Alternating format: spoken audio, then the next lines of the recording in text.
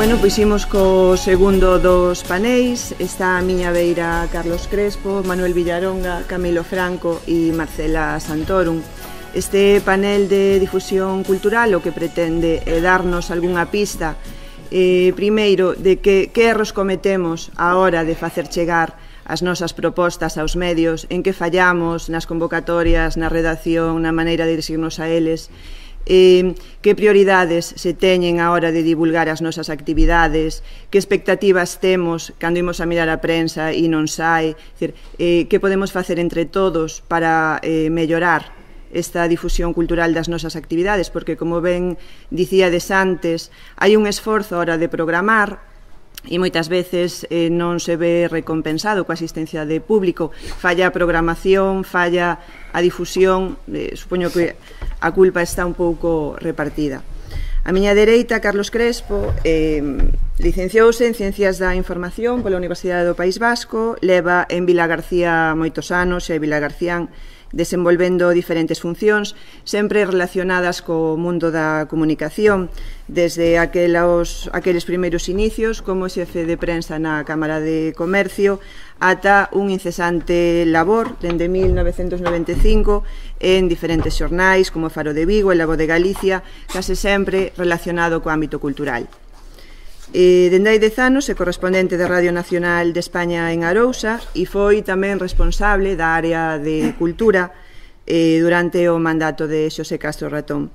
Dende 2008 dirixe unha axencia de comunicación en Vilagarcía, dito Efeito Comunicación, e a él pedímoslle que xustamente nos ilustrase, nos dese pistas dese tipo de técnicas para facer chegar as nosas propostas aos medios, que é o que non debemos facer, sobre todo.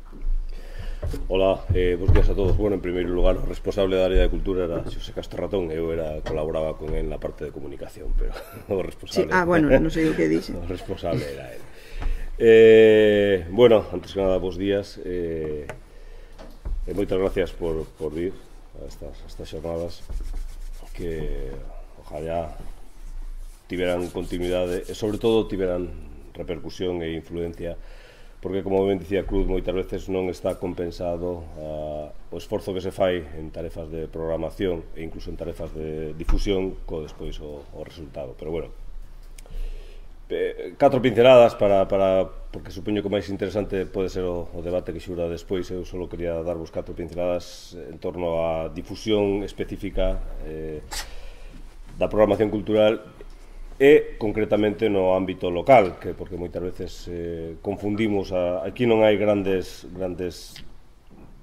biblias, nin hai grandes libros, nin hai doctorados que expliquen como se debe traballar nun ámbito tan concreto como pode ser a nosa comarca, non? E moitas veces ocurre que aplicamos métodos e técnicas que, digamos, de ámbito xeral ou que funcionan a nivel xeral, pero que aquí especificamente non teñen a precisión de vida porque non concordan co xeito de traballar ou coa idiosincrasia tanto do pobo como dos medios nesta comarca.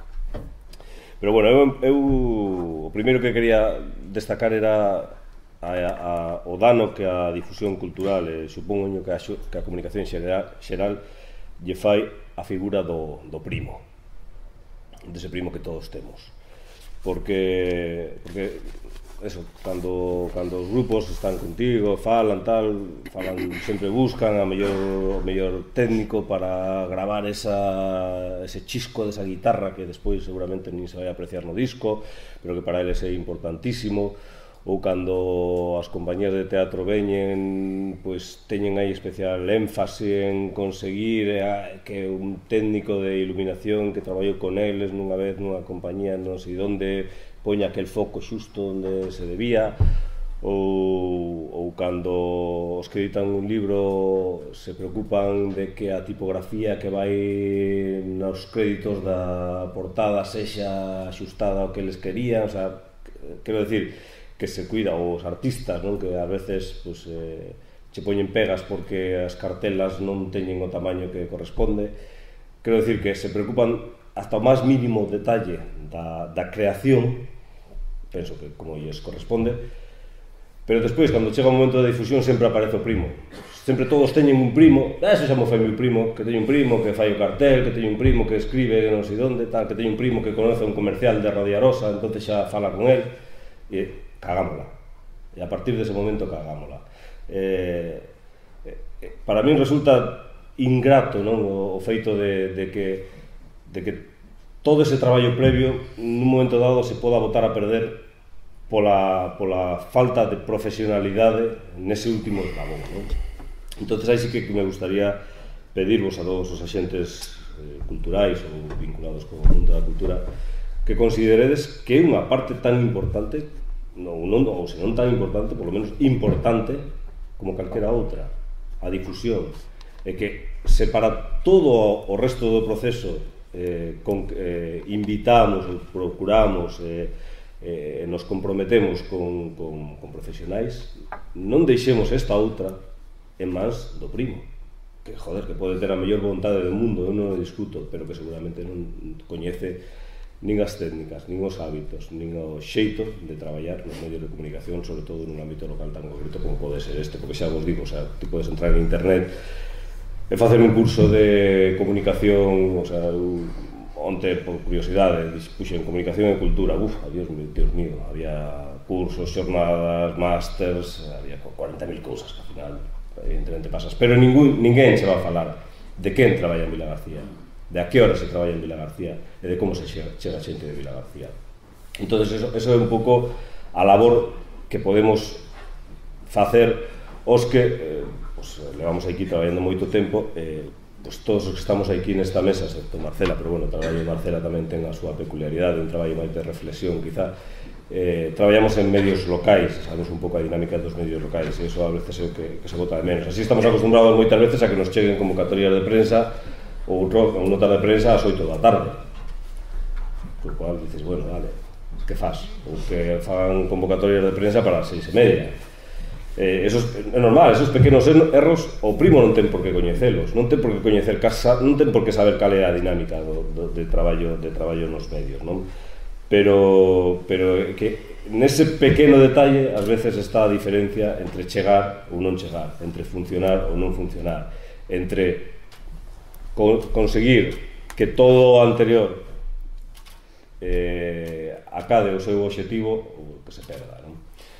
E bueno, nese sentido, eso, sobre todo insistir en que teñades esa conciencia de que a comunicación debe estar en mans dos profesionais da comunicación. Non digo se ten que ser un gabinete de comunicación, ten que ser unha axencia privada, ten que ser calquera dos moitos traballadores que desafortunadamente neste momento están no paro na nosa profesión, pero que consideredes que igual que calquera outro ámbito do traballo de promoción cultural está tamén a comunicación. E bueno, pouco máis que decir, non? Gustaríame sobre todo a escoitar aos meus compañeros e despois escoitarlos a vos un pouco os requerimentos, as dúbidas que teñades, intentar darlle a nosa opinión e a nosa postura.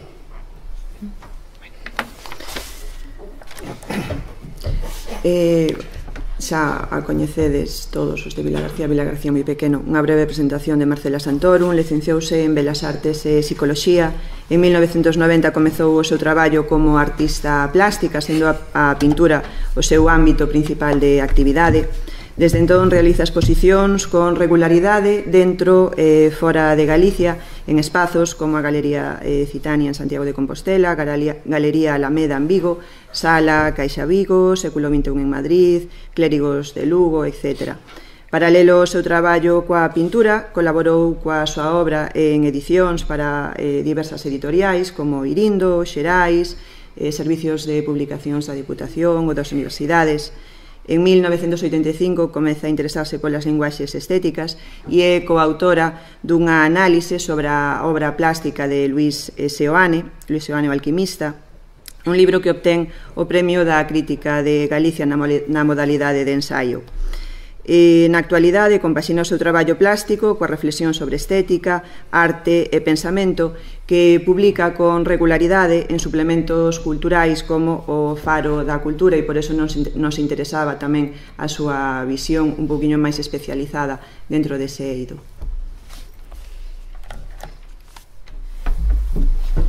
Bueno, bos días a todos e a todas. Gustaríame decir que, como ben di Carlos Crespo, bueno, a miña perspectiva é un pouco diferente, porque eu non son periodista como todos os aquí presentes nesta mesa. Entón, a miña perspectiva ten unas características diferenciadas, porque o meu traballo como colaboradora, pero non sou especificamente unha experta, ni moitísimo menos sobre o que é a difusión cultural.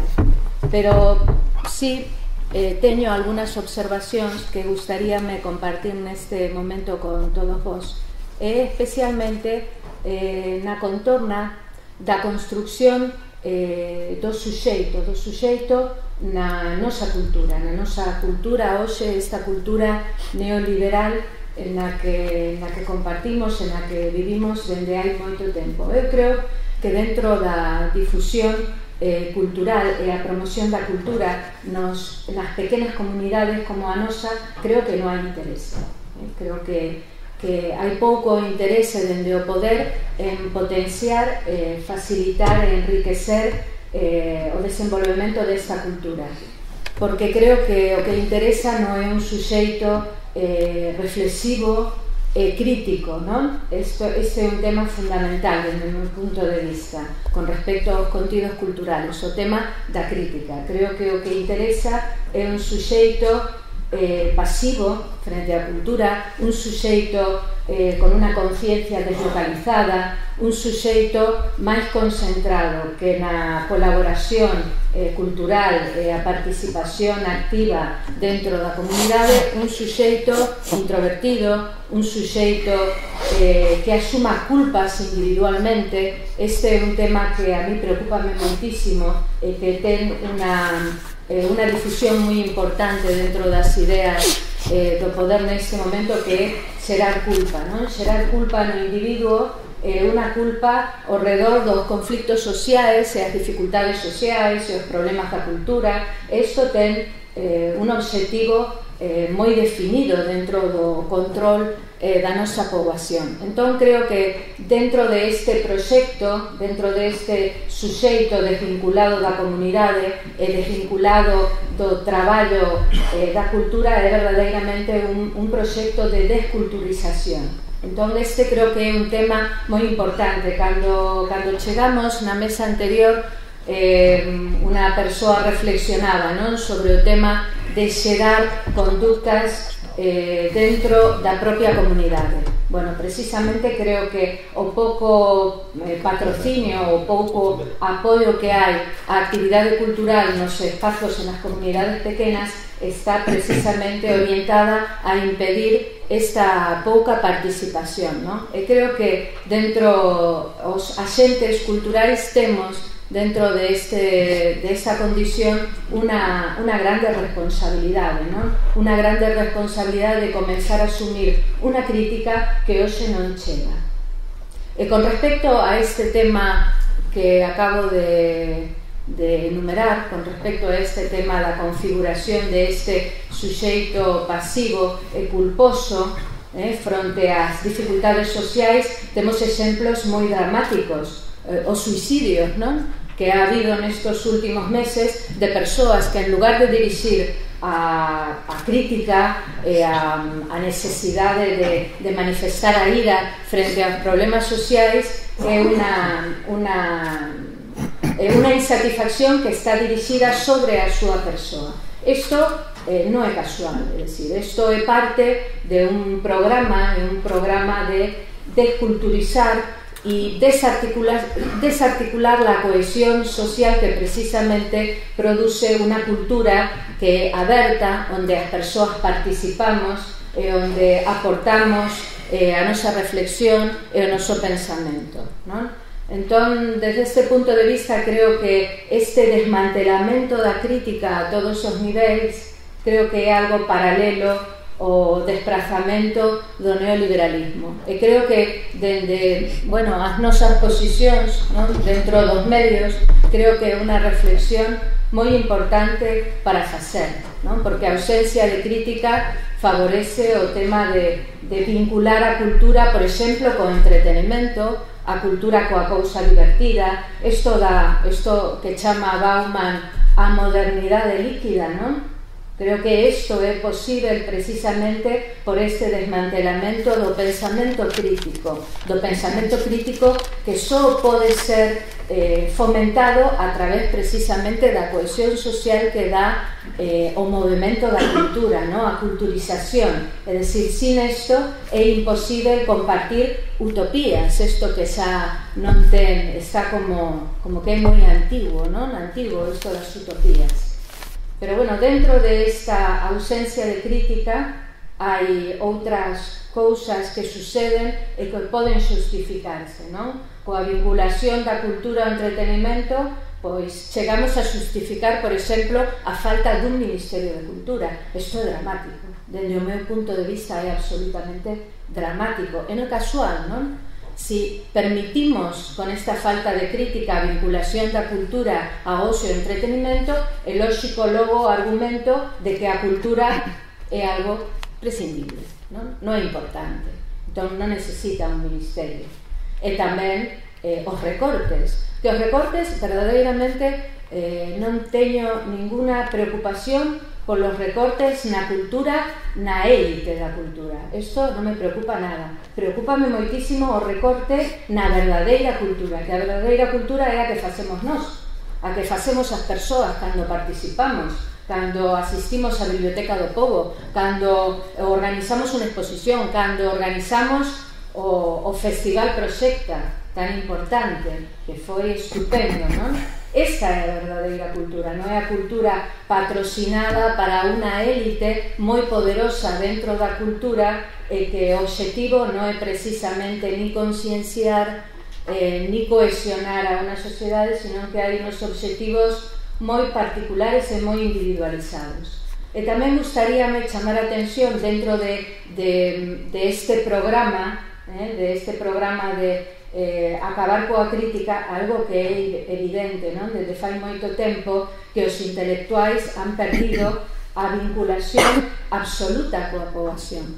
Hoxe non teñen nos medios de comunicación ningún tipo de poder, non chegan aos medios de comunicación, porque aos medios de comunicación pois hai outros protagonistas, non? Que son os famosos, pero os intelectuais, que antigamente os políticos gustábase moito vincularse a eles para mellorar a súa imaxe, hoxe isto non existe. Hoxe os políticos vincúlanse aos famosos. E os intelectuais, pois, hai uns novos intelectuais, un pouco como reflexiona Foucault alrededor deste tema, o intelectual parcial, non completo, non intelectual que está dedicado a reflexionar ou a xerar coñecemento en torno ao asunto social.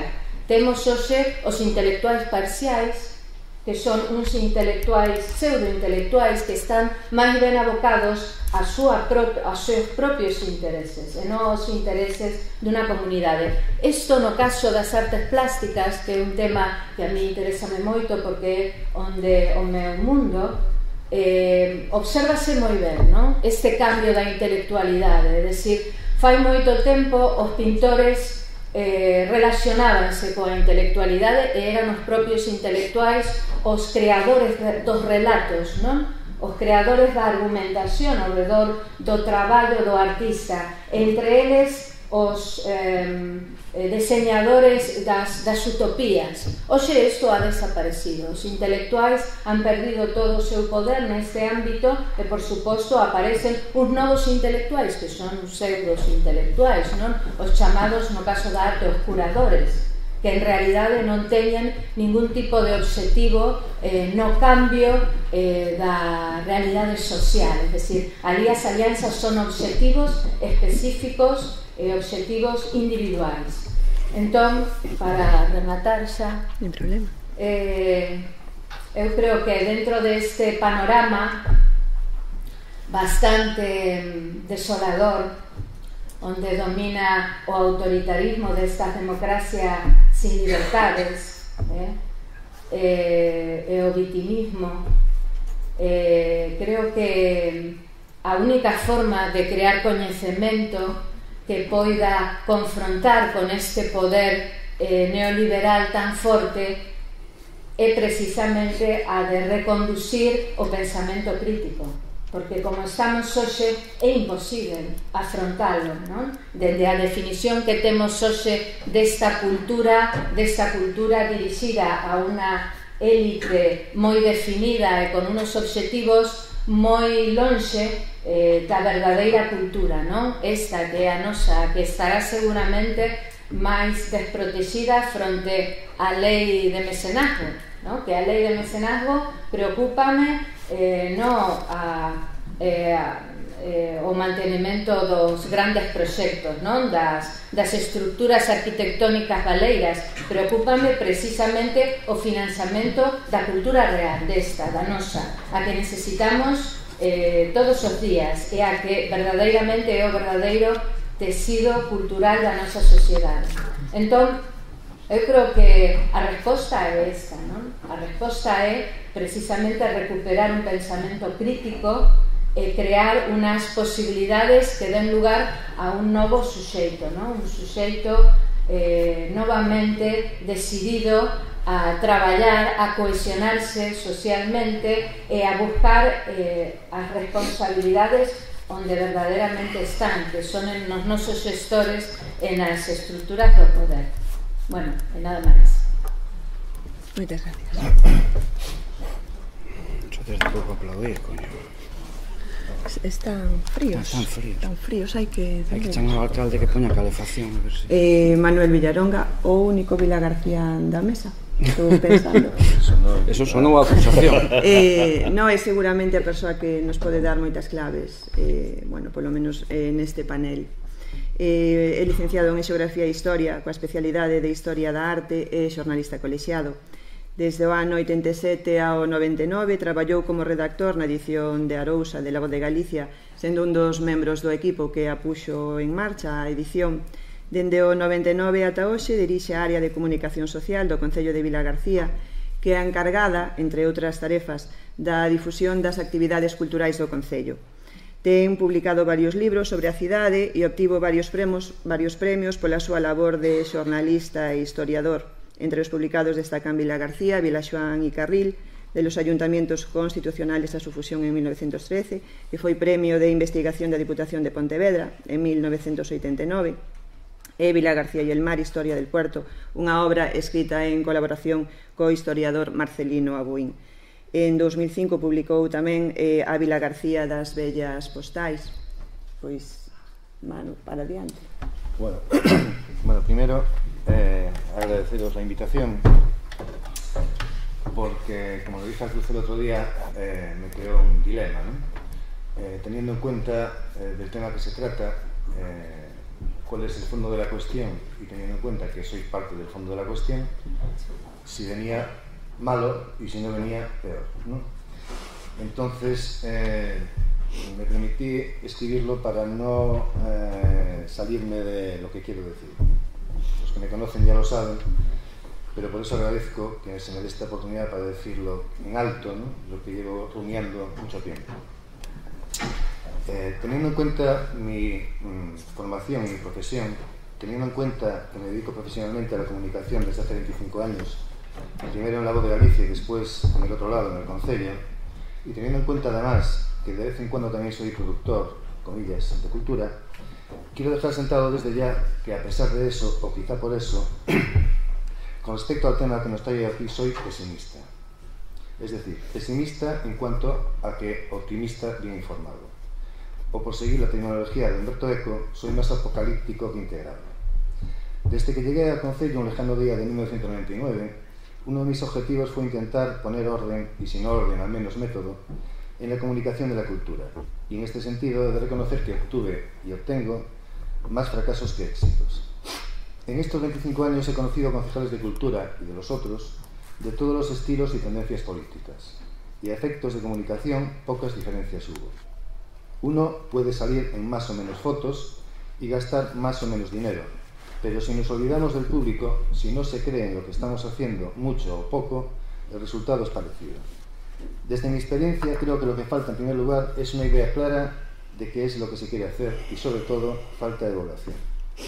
Aquí, ahora y antes, la programación, salvo honrosísimas excepciones, como cuando, por ejemplo, Carlos agrupó las actuaciones teatrales por ciclos o por temas, la programación, digo, carece de relato, lo que se deriva de la ausencia de criterio.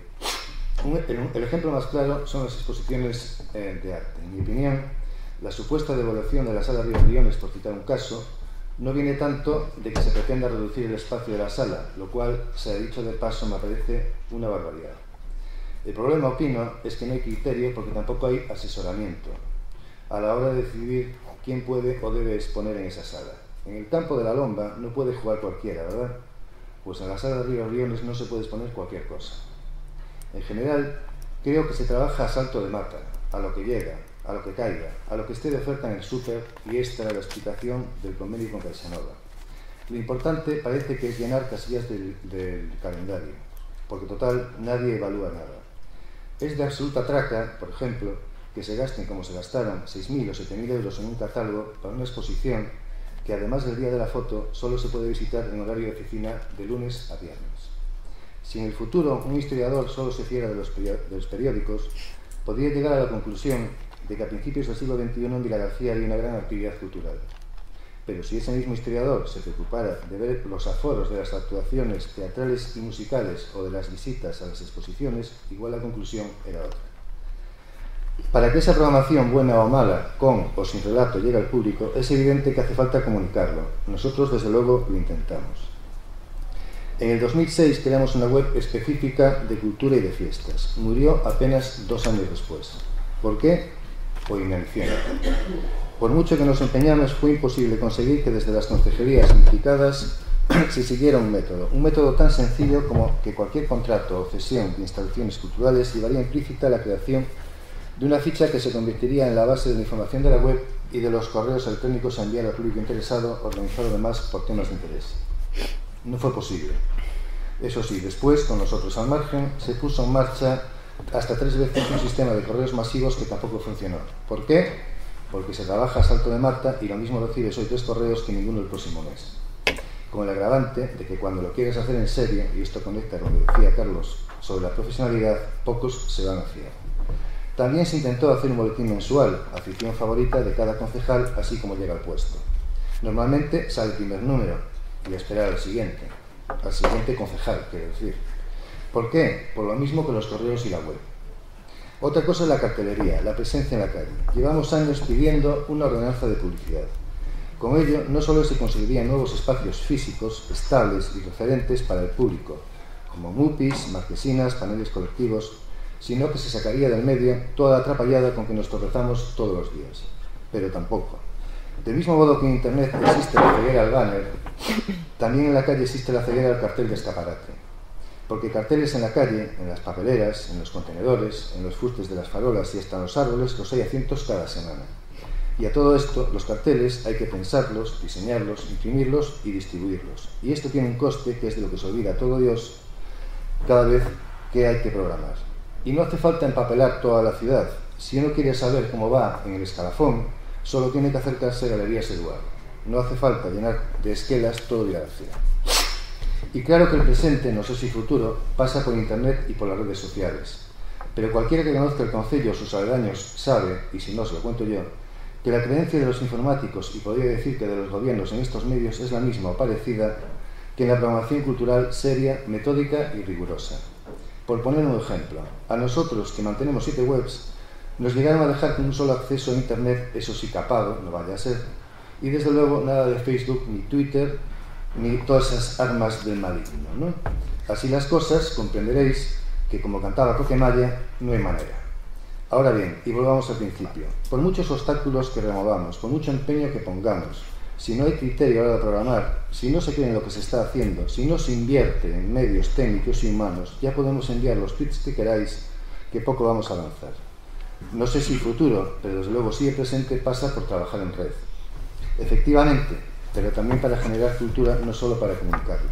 Por ejemplo, Vila García pertenece a una red, la del Eixo Atlántico. Llevo años reclamando, a veces incluso clamando, es una cuestión de carácter, que se aproveche. Si una exposición se hace aquí y rota por otros ayuntamientos y al revés, no solo se beneficia quien expone y se ahorran costes, que es lo que se lleva ahora, sino que, y esto es lo más importante, dejamos de mirarnos al ombligo, que el mundo es muy grande.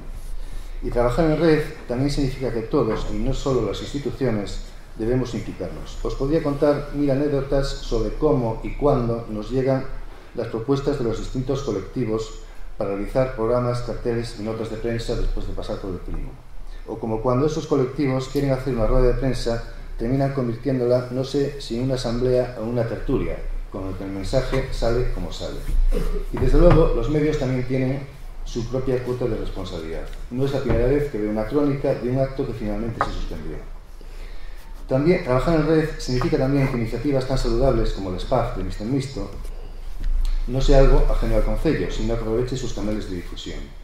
Y si se trabajara en red con una idea global de la cultura, como marca propia de esta ciudad, probablemente no pasaría lo que pasa con el certamen audiovisual del Casino, que pese a tener 40 años detrás, que no lo puede decir cualquier certamen de España, pasa prácticamente desapercibido social y mediáticamente.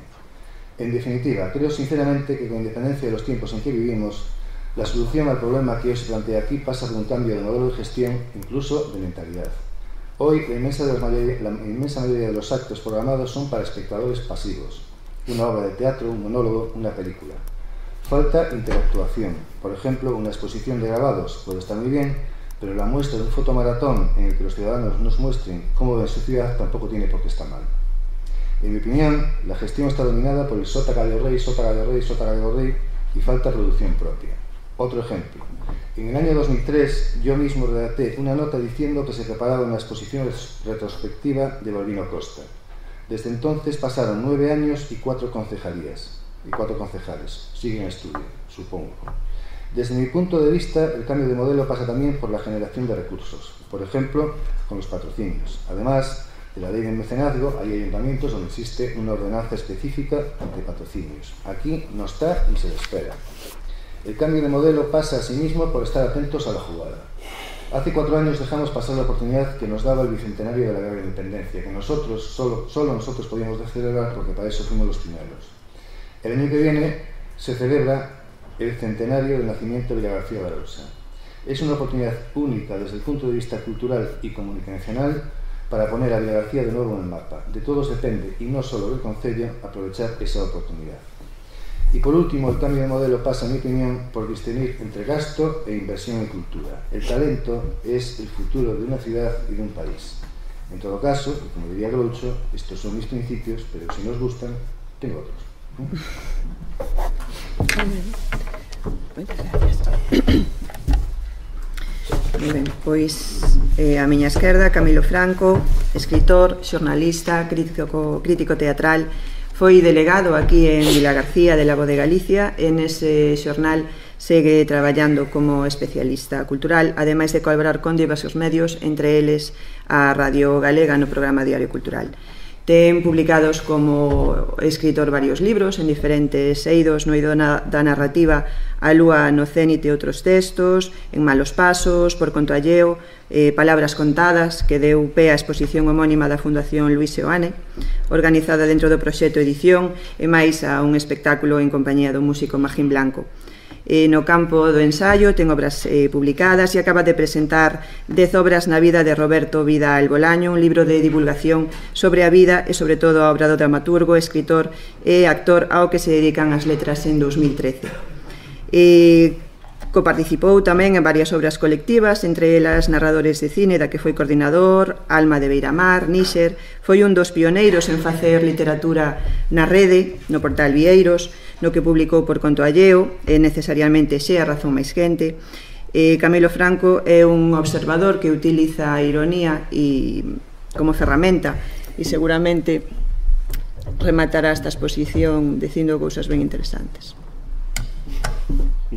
Bos días. Eu sei que agora non debería falar eu, porque hai xente que carga meterlle unhas hostias a Manu Villaronga e entonces agora estades un pouco inquietos conmigo porque, bueno, a ver se acaba rápido Camilo, porque Manu non pode sair daqui indemne, pero bueno. Eu voulle dar un tempo, unha prórroga a Manu, porque traballamos xuntos moito tempo, non é porque a merezca realmente, pero como as cousas son así.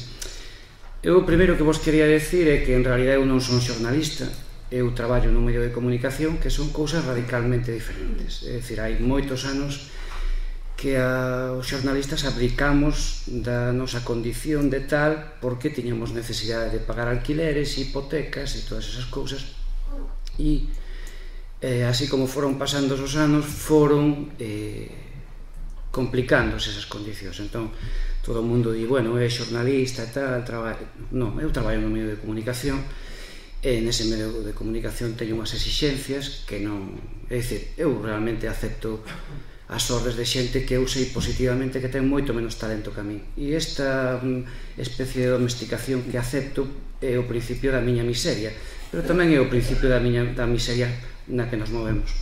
Sobre o que eu vos quería falar a partir deste principio de que en realidad non traballo, o sea, non son xornalista, sino que traballo no medio de comunicación, tamén vos quería decir que eu creo que o estupendismo é unha enfermedad que xa tuvo que ter acabado, e que cando falamos de todo o mal que o fixeron os demais, facemos unha especie de circunvalación para esquivar o mal que o fixemos nós.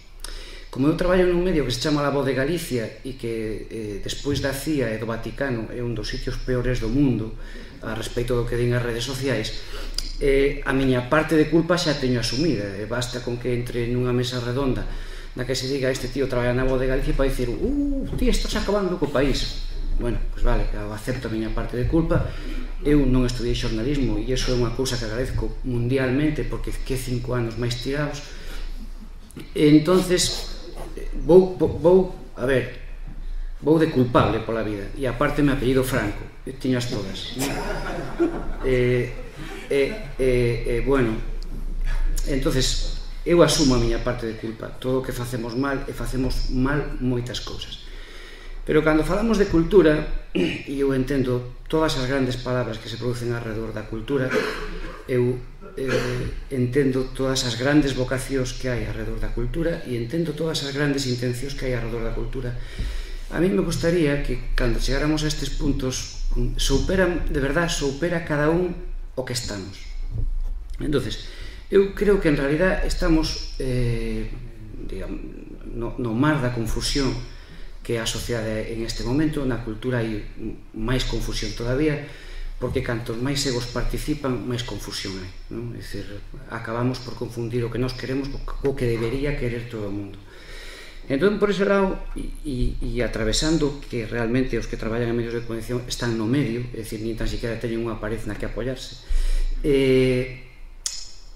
o que eu querería saber de verdade é se todos os que producen cultura, e todos os que comunican cultura, e todos os que reciben cultura saben cal é a dimensión na que se moven. E quero dicir, porque cando entrei, escoitei, perdonade que chegara tarde, pero veño de Santiago e non teño cartos para a autopista, cando entrei, escoitei determinados posicionamentos que me parecerían que, desde o punto de vista de quen comunica cultura, parecían contrarios. É dicir, eu creo que non deberíamos falar nos mesmos termos cando falamos de cultura que ten a intención de convertirse nun oficio e cando falamos de cultura que ten a vocación de divertirse, de completar a súa formación ou de demostrar aos seus veciños que simpáticos son cando fago comedia.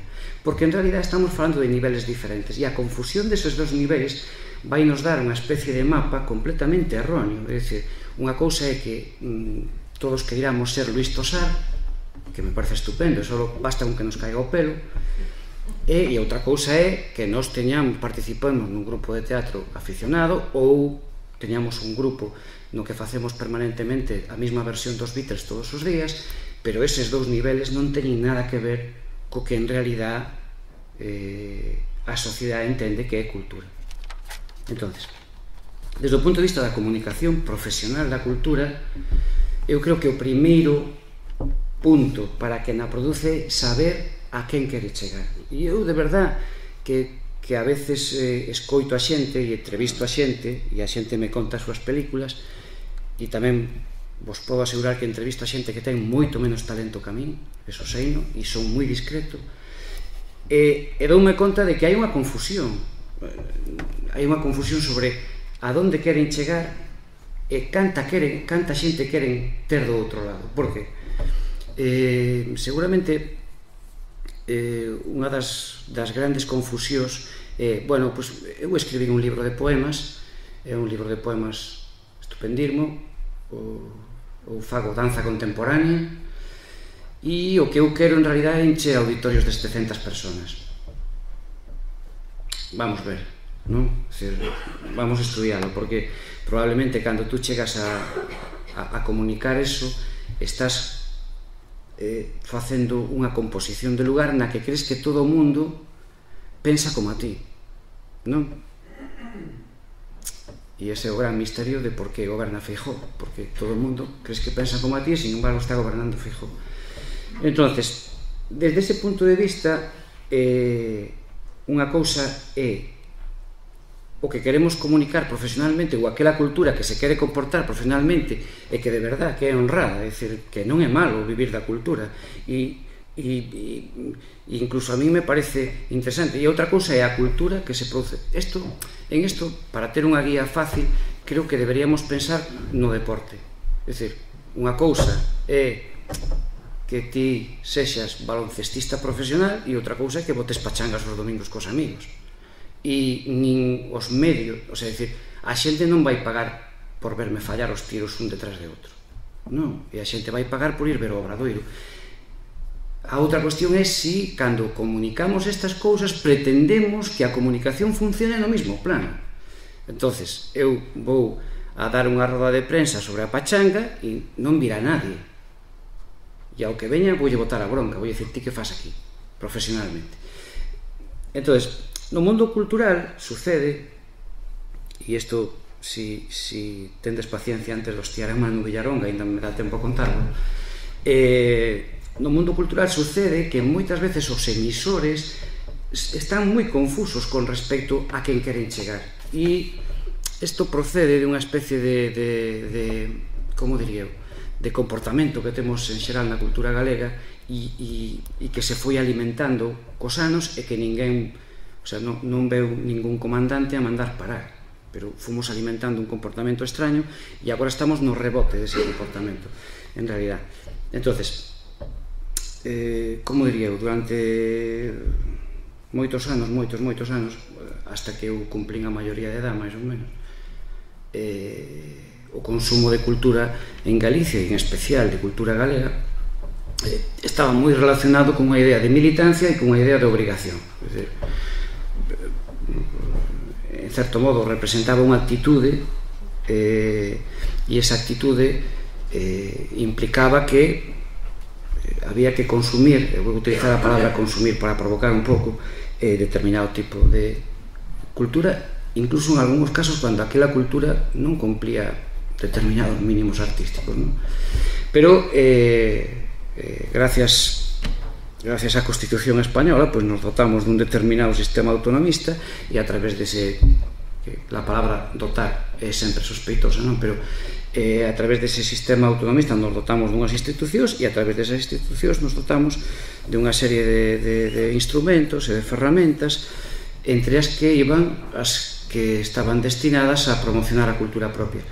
E aí produciuse unha extraña transferencia, e de verdad que agora estamos na resaca desa transferencia, que moita xente pensou que unha vez que había responsabilidades institucionales, as responsabilidades individuales como consumidores desaparecían, é dicir, quedaban en suspenso. Entón, de maneira que aí é onde en realidad se pervertiu isto que antes se dixo con esa palabra que agora parece tan fea, que é subvención, non? Como se realmente Citroën non cobrara, non? Como se realmente, en fin, como se realmente el Real Madrid, por exemplo, ese pedazo de equipo non cobrara, é dicir, vamos, en cambio, como se Teatro de aquí non tuvera direito a cobrar polo que fai.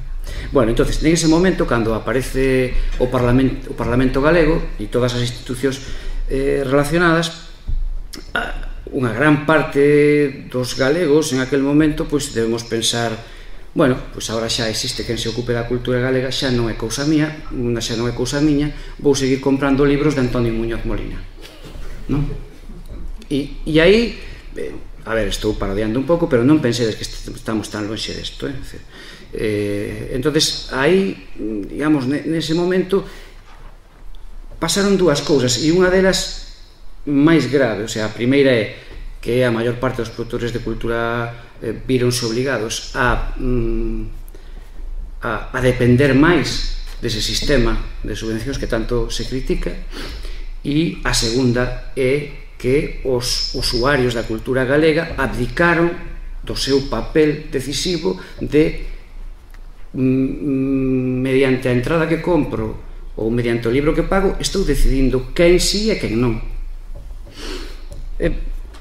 Entonces, isto foi periclitado ademais por unha política cultural que en realidade pretendía un determinado adormecemento, non? É dicir, bueno, temos que ter unha cultura bonsai que chamaría Manolo Rivas, que sempre encontra palabras moi amables para todo, e entonces o mellor é que a manteñamos no invernadeiro de forma que si non medra máis que un punto que está en realidade xa regulado por a nosa capacidade de inyectar cuartos no sistema, pois teremos unha cultura que podemos levar a Frankfurt con un stand, pero sin embargo non nos vai a causar un gran problema dentro da casa. Claro, agora estamos na resaca desa historia, porque en realidad, e isto agora de verdad que vou falar de comunicación, que hasta estaba falando de política, porque de verdad a gran batalla da cultura galega e de todas as culturas do mundo é unha, e non se debate na cantidad de músicos, nin na cantidad de artistas, nin na cantidad de comisarios, nin na cantidad de concelleiros de cultura, nin na cantidad de estupendos novelistas ou poetas tránsidos que existan. En realidad, as culturas onde xogan a súa gran batalla é no público. É dicir, as culturas dependen do público. Cal foi, en realidad, a gran batalla perdida da cultura galega dos anos 90? Foi a de abdicar de combatir polo público. E o público non aparece porque sí. O sea, salvo no caso de Justin Bieber, que nadie se sabe por que ten público ese chaval, o público non aparece, o público construese. Eu non sei se recordades, seguramente que non, porque sois máis novos que a mí, que había unha película protagonizada por un dos máis grandes excelsos actores galegos, que é Kevin Costner, que era unha película sobre béisbol. Bueno, non era sobre béisbol, era sobre un tío que lle morrera o pai. Campo de Soños, me parece que se chamaba esa película. Vina 7 veces, porque é un película, pero vos non fagades o mismo. Entonces había unha frase que se repetía poéticamente ao longo da película, que a él lle aparecía nun soño que tiña sobre o seu pai que fallecera e tal. Bueno, estos complexos todos dos galegos. Entón a frase esta poética decía: se o construes, bueno, estou traducindo, perdonade, el decía o norteamericano, pero podes traducirlo bastante. Se o construes, el virá. El referíase ao campo de béisbol no que xogara co seu pai e todas esas estupideces. Pero en realidad esa é a frase que nunca nos plantexamos ni os galegos de verdad, como que é o que temos que construir para ter unha cultura. Temos que construir un público. Nos anos 90 tuvemos unha oportunidade estupenda, pero estábamos facendo teatro. Sinto, pillónos así, estábamos escribindo novelas, estábamos intentando facer a mellor longametraxe da historia do cine mundial, estábamos facendo cosas trascendentes, fundamentales, importantísimas. Estábamos estudiando na facultade de xornalismo ou estábamos intentando entrar na TVG, cosas radicales. Estábamos plexando pola cuota do leite, o que fose. Deixamos de dar a batalla de convencer a cada señor para que se sentase aí onde estades vos. Deixamos de dala. Por qué? Porque pensamos que era a Xunta que nos iba a resolver ese asunto, ou as subvencións, ou porque pensamos que a realidad a cultura construen os seus axentes, e a cultura só a construe o público, e non hai máis. O resto é bla bla bla, e Fernando Sabater cuidando de su hijo. Entonces, non dimos esa batalla. Desde logo os medios de comunicación non a deron, e estaba claro que non iba con eles, e estaba claro ademais que si vos tendes a memoria de como eran os periódicos e os medios de comunicación con respecto á cultura hasta 1980 85, e como empezaron a comportarse despois, veredes un cambio a peor. É dicir, canto máis libertad aparente había, menos se preocupaban os proxectos de cultura. Por un asunto tamén fundamental, porque a cultura deixou de representar os intereses da xente. E isto, quero dicir, o que este libre de culpa, que lea Caneiro.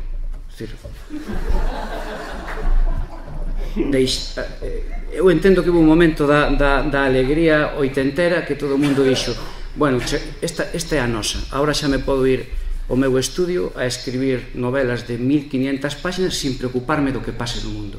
Entón sucedeu un efecto estupendo, e é que o mundo deixou de preocuparse polo que che pasaba a ti.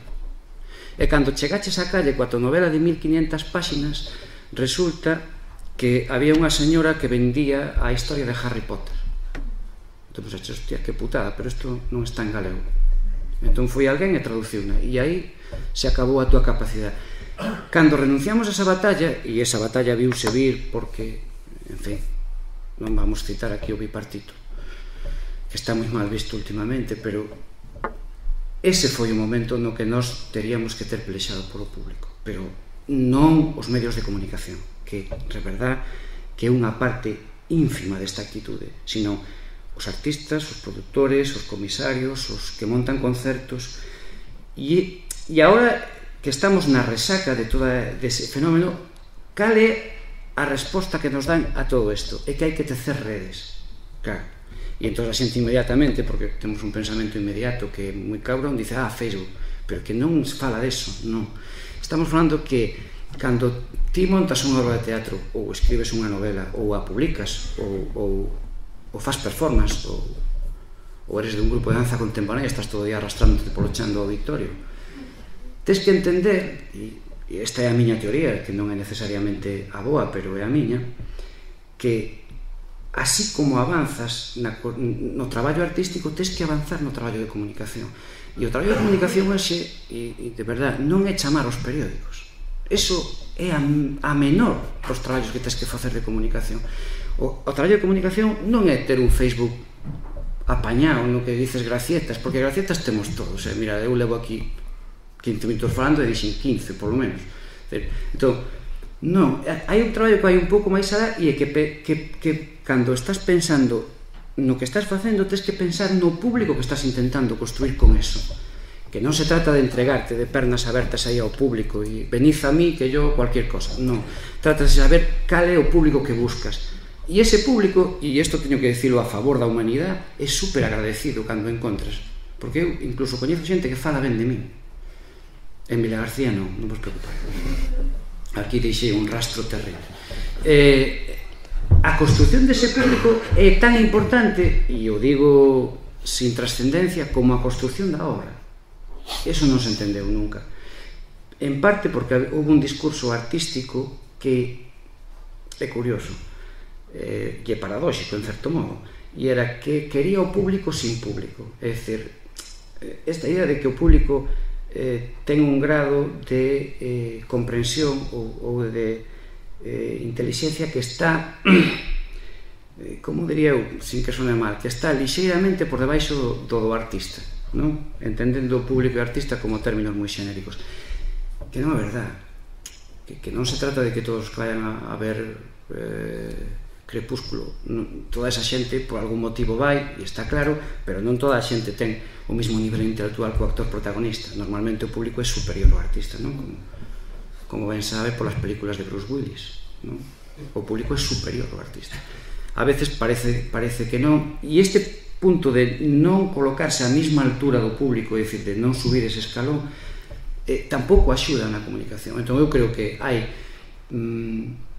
moitísimas cousas mal tratadas na prensa, e eu creo que hai moitas cousas que simplemente non terían que sair na prensa, porque se queres xuntar 50 personas para ver unha función de teatro aficionado, non necesitas a prensa para nada. E de feito é pernicioso que vaya a prensa ali, porque estás colocando o teu grupo de teatro ou a túa banda de pandereteiras ou o teu grupo folk nunha dimensión que non é a que lle corresponde, en un nivel de exigencia que tampouco é o que lle corresponde. A outra cuestión é, por favor, cando vayades a un sitio e paguedes por unha entrada e o concerto sexa malo, machacadeos. Non? Ese era o espírito crítico.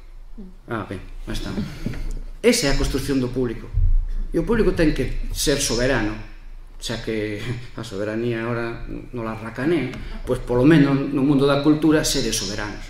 É dicir, isto está ben, isto está mal, diga o que diga Camilo Franco na voz, porque ese tío é un payaso, pero con collón. Non? E creo que me pasei de tempo, non? Moi ben. No, está ben.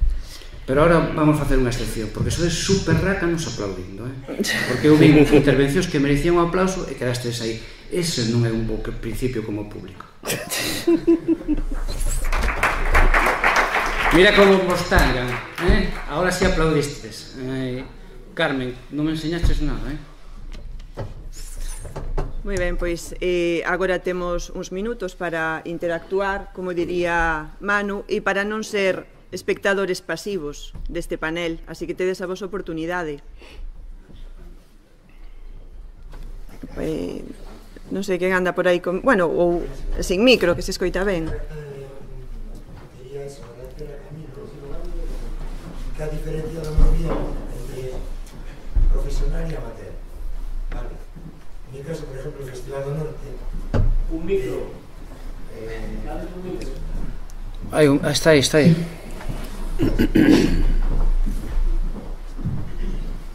En mi caso, por ejemplo, el Festival do Norte podría ser un festival amateur o un festival con otra dimensión, ¿no? Todo depende de donde quieras llegar. Es decir, podría ser un festival que costaría un poquito de dinero y que podría ser para el pueblo, digamos, o sea, para hacer un pub o una plaza, ¿no? Creo que el Festival de Norte, pues, que aspiró a tener otra línea, ¿no?, de festivales en Galicia, y que me gustó, o sea, eso, lo que él dijo de profesional. Yo empecé de forma muy amateur, o sea, programando en salas, y el tiempo me llevó a eso, tener que crear una empresa con mis socios y hacerlo profesional. Es decir, yo el primer año de festival igual colocaba una valla que servía una copa o contrataba al grupo.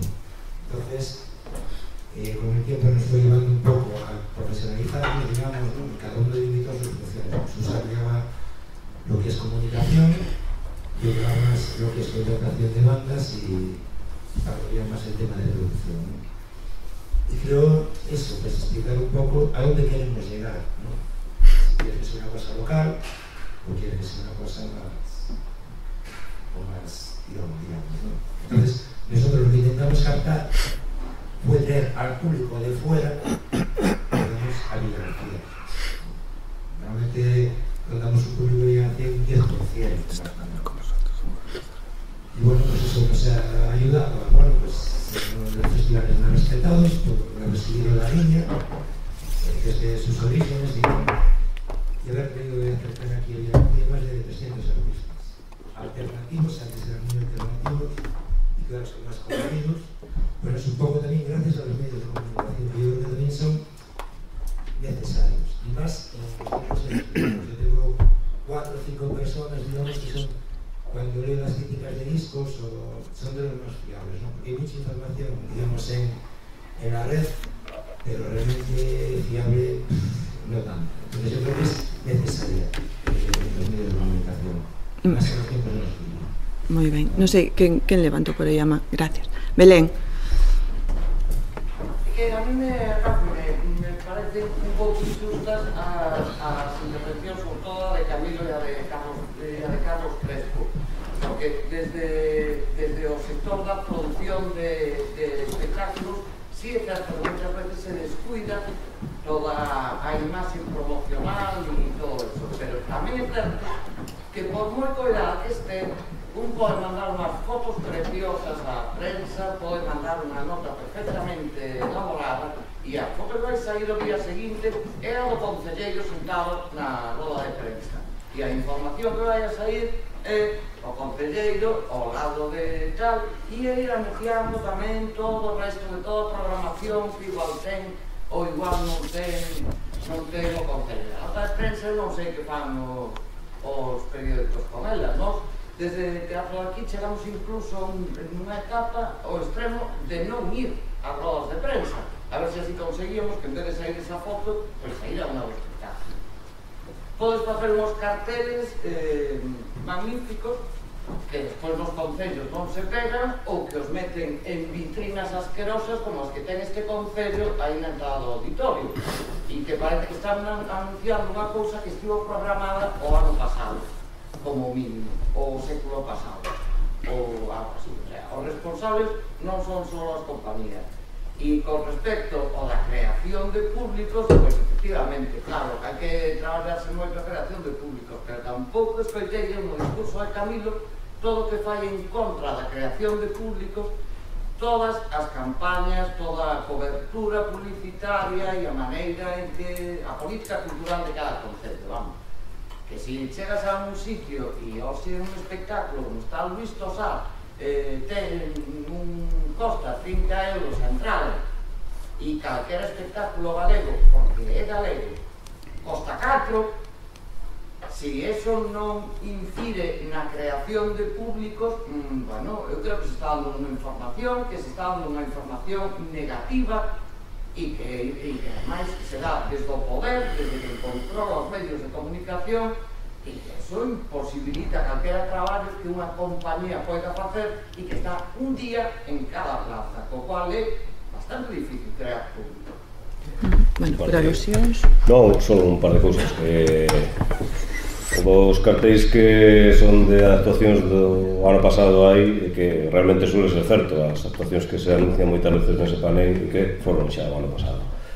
E con respecto ao do papel dos xornalistas con respecto á información que lles chega, é que por eso insistí ao principio no tema da profesionalidade. Hoxe, tal e como están concebidos os medios, sobre todo a nivel local, porque eu entendo, gustoume moito o que dixo Marcela, pero claro, é que é certo que o seu ámbito é outro, incluso Camilo, non, que traballa en Santiago e colabora moito coa edición xeral, pero por exemplo, se baixamos a pé de chan, se falamos de aquí, da nosa comarca, é que o rapaz que hoxe vai escribir a nota desta xornada, hai media hora estuvo con Ana Pastor aí na autoridade portuaria e cando remate de escribir a nota desta xornada terá que facer outra pois de 4 árbores que caeron onte co tema da choiva. Ese é un problema, evidentemente. É un problema dos medios, efectivamente, pero é un problema dos medios ou de Santiago Rey La Torre que non quere contratar xornalistas. Dejad de mencionar a Dios en vano, por favor. Pero é un problema, pero é unha realidade. Entonces, igual que nos topamos con outras realidades, o sea, con que neste auditorio faltan non sei cantas luces, ou que falta un equipo de son, ou temos que bruxulear, temos que solventalas, tamén tenemos que solventar esas realidades ou esas deficiencias que existen no ámbito da comunicación, que é certo. Entonces, aí está as ferramentas que podemos aportar. Hoxe en día lanzar unha nota de prensa por fax ou enviar un mail é botar unha botella ao mar. Así de claro, o sea, hai que dirixir, hai que especificar e hai que seguramente, primeiro, hai que saber a quen dirixirse e segundo, saber como dirixirse a esa persona. E o resto é o que diste, é que é certo, é perder o tempo, moitas veces é así, pero para eso hai xente que coñece como se traballa nos medios locais, cal é a dinámica deses medios e como, na pequena escala que podemos ter aquí, chegar a eles. Solo eso, as deficiencias efectivamente existen, temos a desgracia de que hoxe o que estás escribindo non hai periodistas especializados en xornalistas especializados ou só dedicados ao ámbito da cultura na nosa comarca, non nos hai, pero hai xeitos de chegar a esos medios. Belén, queres que che conteste ou os quedaches xa tranquila botando unha bronca en público? Quero dicir que eu empecé dicindo culpas temos todos e a miña a primeira, entón, bueno, ao final, aínda que a historia se escribe cas grandes triunfos, está chea de miserias e entón a cultura está tan chea de miserias que a veces, como aquí todos sodes máis ou menos profesionales ou aficionados, ou estades a veces incluso queda mal que nas mesas redondas falemos tanto das miserias da cultura, porque a xente vai a pensar que somos unha xente miserable. En cambio, somos o tipo, somos amigos, somos capaces de discutir en público como Belén e eu, e non pasa nada, e ela bota má bronca, e eu digo, pois, terás tú queixas, e a tua compañía sale sempre. E entón resolvémolo por esa vía, que non é moi profesional, pero, en fin, todos temos un primo, e a min tocoume Belén. Alguén máis? Marcos.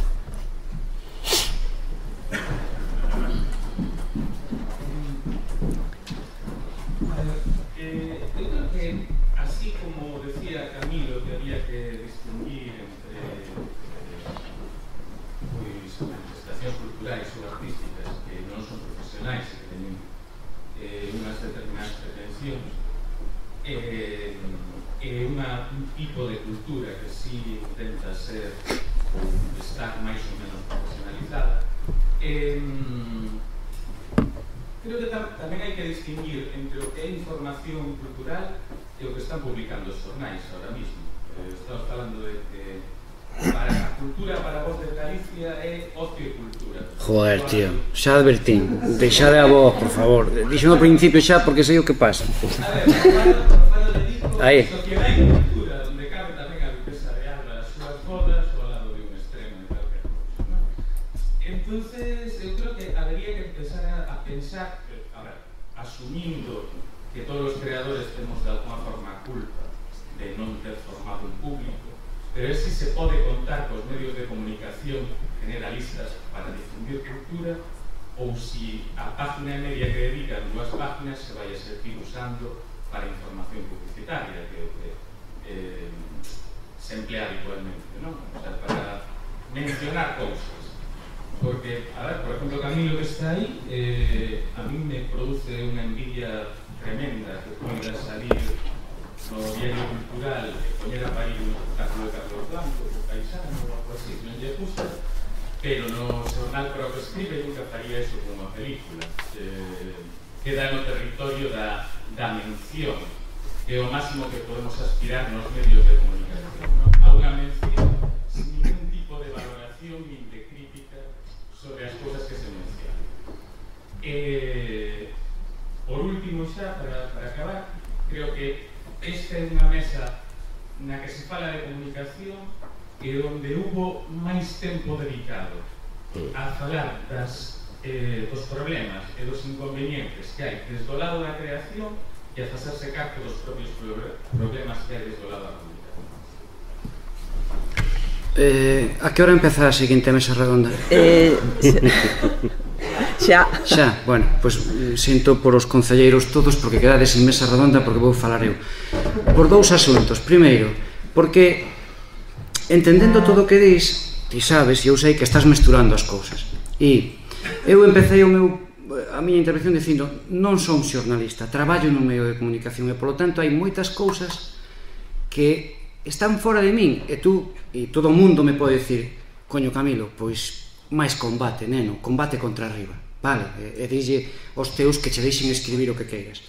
Logo, mesturaches o meu nome a propósito de que son capaz de poñer a parir a Carlos Blanco, que nunca o fixe, porque é de Vila García, nunca na vida, pois, e que non fomos capaces de poñer a parir determinadas películas. Bueno, eu non son crítico cinematográfico e me gustaría, e ás veces que me tocou ser crítico cinematográfico incluso de algunhas películas galegas cos que somos bastante amables, hai que recoñecelo porque non o valen. A min a veces me dicen Camilo, é pa poñer a parir, escribe tú. E claro, tamén cando te toca ser a escobilla do baño dis, mira, non, si podo aforralo. E logo, a propósito da comunicación, claro, é que é tan fácil esta idea de que eu escoito un mogollón de veces no periodismo pasa o contrario que no fútbol, que se o equipo vai mal, a culpa é do entrenador. No periodismo, se o equipo vai mal, a culpa é dos periodistas. De verdad, hai tres subdirectores, un director xeral, un presidente, estou falando do Faro, joder. E en cambio, resulta que tú chegas á mesa redonda ali, despois de escoitar barbaridades sobre, a ver, Camilo, vas a dejar isto del gallego, que te pasa? E o foco vai que abdicamos da nosa profesión. Por suposto que abdicamos da nosa profesión, pero queredes que falemos dos medios de comunicación? A abdicación dos periodistas, dos medios de comunicación, é a mesma abdicación do público da súa cultura. É dicir, é certo que tú non podes pensar nos medios de comunicación en abstracto e sentirte cómodo, pero pensa nos medios de comunicación un por un e como te sintes. Quero dicir, por que a xente que sistemáticamente pon a parir os periodistas hai anos que non compra un puto periódico? E se non son compradores na sociedade neoliberal, cal é o direito que teñen a decir cal é o teu traballo? Eu, ao final, e isto, que sei que todo o mundo pensa que un medio de comunicación é algo diferente ao resto da sociedade, e non, comportas exactamente igual, levade aos outros campos. Non pensedes que un medio de comunicación privado ten máis responsabilidade social que un instituto de ensino medio. Non ten máis responsabilidade. O sea, debería tela, e estou de acordo. Pero, ao final, canta xente evade a súa responsabilidade dicindo isto é un asunto público. Pois co periodismo, nos últimos 30 anos en Galicia, sucede así, día tras día. É dicir, que xente que en realidad non sabe que publicamos hoxe vaiche meter un cañonazo nada máis verte, como se tú foras o puto director, e gustaríame ser o director da Voz, porque tería un coche mellor. Se non me deixan, é dicir, é que non me deixan nin competir por eso. E a propósito deso, tamén unha pregunta que a vou deixar para que a conteste Castro Ratón, e é, eu sei que hoxe non leches a Voz, porque estades aquí non ledes a Voz, porque sou un medio reaccionario, abre a súa páxina de cultura con unha estupenda información a 4 columnas sobre o enfrentamento entre Crepúsculo e o Hobbit, que eu sei que tú me vas a decir, bueno, eso moita cultura non é. Entón esa mesma reflexión, tú tamén, como eres un tipo inteligente, sabrás que igual eu esa reflexión fíxena xa antes en outros ambientes, e que a resposta que me deron era moito menos amable da que eu che estou dando a ti agora, non? Entón, aí, e xa saíndonos da parodia, hai un elemento, porque a outra defensa que hai desa páxina, por exemplo, é non, pero verás, é que hoxe en Galicia van a ir 70.000 personas a ver estas dúas, bueno, 70.000 é unha exageración, perdonade, 15.000 a ver estas dúas pelis. O periódico debe dicilo ou non? E aí estamos. E o resto que ven despois deso é, mira, páxinas de cultura, 1,5. E a Voz, isto teño que dicilo, é un periódico que todavía conserva o cabeceiro de cultura separado, inda que despois aparezca Crepúsculo. Algunha máis rapidísima, por favor? Bueno, é un pouco de preocupación, non? É dicir, se a prensa non podes fiar, unha guerra saúde, se os concellos, entidades e demais non funcionan, se o boca a boca é moi limitado, o boca a boca nos limita o que estamos, e se os cartéis non se ven, comentamos a ver como carallo difundimos, porque non sei a que nos pode aportar unha iluminación, porque non sei como podemos... Pero con ese mapa que fixeches, tú estás preocupado pola cultura? Sí, pois que o mundo vai... Quero dicir que si, tes razón, pero eu confiaría no boca a boca. Xa só tens que falar con máis xente, que iso é super sano, e a máis coñeces. En serio, Entón, olvidémonos do... Non, poñamos... A ver, para min, e agora vou intentar non facer un chiste. Poñamos cada cousa na súa dimensión. Ti que queres facer? Difundir calquera actividade. Pero, tú crees que... Chegar a xente de algún xeito. Pero a que xente queres chegar? É que, a ver, cando... De verdad, algún concelleiro quere aforrarse o seu turno así? Non, é que eu creo que cando falamos de participación colectiva, e a palabra colectiva, a ver se consigo explicar, non hai público, hai espectadores, e esta é unha das grandes victorias, se o queremos ver así, da cultura do século XX, de finais do século XX. É dicir, o público é un colectivo anónimo, o espectador é un por un. O que necesita a cultura son espectadores, non público. E o que tú tens que saber cando faz, igual cando faz podeche preocupar menos, pero cando queres chegar é a quen queres chegar, porque, de verdad, se eu escribo un libro, pois igual non vou polas asociacións de mulleres rurais contándolle o meu libro porque eu entendo que a elas non lles vai interesar. Igual me equivoco e aí eso xa é problema meu. O que non podo esperar é, bueno, pois como eu non son Manolo Rivas non vou encher o auditorio, pois quizáis teña que poñerme rizos na cabeza. É dicir, a idea é a onde queres chegar, cal é o público que vai a ser máis amable contigo ou vai a recibir millor e iso eu creo que a mellor maneira nunha escala non profesional é o boca a boca. E dicir, tú quanta xente necesitas? Porque, ainda que agora digan que o crowdfunding é moi moderno, non, eso durou todavía. Saolear aos amigos, eso que se fixo todavía. Vou publicar un libro, mira se me podes comprar tú, ibas ao teu tío e lle decías, compra 10. Non era así. Entón, eu creo que na idea de facer ten que aparecer a idea de que público ten que estar aí. E que eu, de verdade, creo que non se pode decir a min gustaría encher o auditorio de Vilagarcía se en realidad tú non vas a ofrecer algo que sexa capaz de encher o auditorio de Vilagarcía. Moi ben, perdonade. Non, solo que Manu zafou e que levou nas todas, Camilo. Gracias. Manu, me debes unha, compañeiro. Grazas, e empeza xa o seguinte panel, a política cultural das institucións. Grazas por estar aquí.